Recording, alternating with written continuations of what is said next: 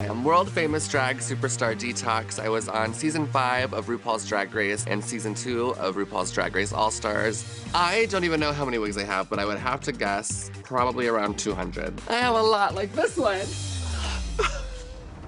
This one makes me feel like a woman.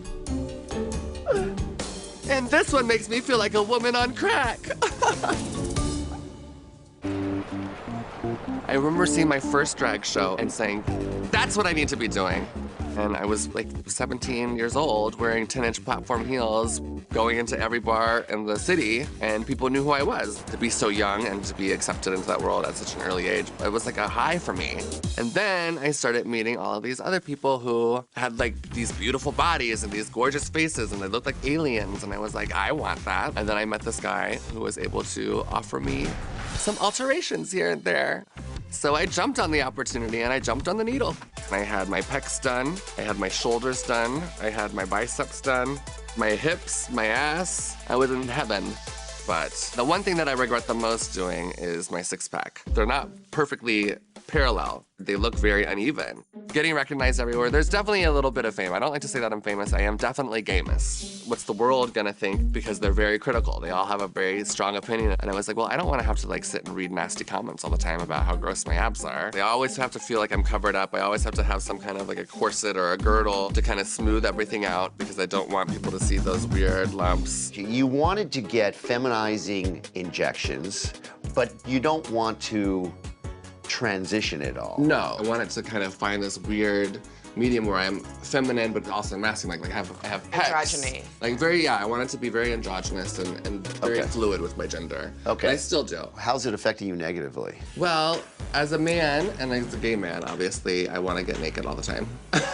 And as a drag performer, I want to get naked all the time. When you're being a man and you're in a club, you're in a social situation, and you're gay, shirt comes off, right? Go to a white party. Right. What % of people have their shirts off? All of them. A what party? You know nothing No, about I this. don't. I don't know anything Just about knows this. plastic surgery, that's it. I'm a little taken aback at how well-versed in the gay community Dr. Dubrow is. He knew about White Party. He knew that everyone wants to take their shirts off at gay clubs. I'm like, maybe I've seen him at a gay club a time or two. The good news is it's soft, they're not inflamed. There is a solution. I would make an incision that goes hip to hip. I know, but it's below the underwear, and elevate up the skin all the way up to the chest wall here. And then from the inside, remove these. Like sweating. And then I would basically do what's called a skin-only tummy tuck on you, which is to remove the skin from the belly button down, and it's a big scar with a very significant recovery. Basically, you're down for several weeks. I came in here with the expectation of hopefully a quick fix for my aesthetic issue. And now we're talking a completely different story. So I think this is relatively, actually quite low risk. I'm getting a little Schedule. emotional though, because this is like, I thought it was gonna be something Much easier. much worse. I've been very worried about the silicone just because there is so much bad news out there, and to hear that I'm that lucky and as lucky as I've thought I have been for years is very good news. Hearing Dr. Dubrow say that I'm at very low risk of having any kind of complication is amazing news. It's like, I can take my tits out and relax now.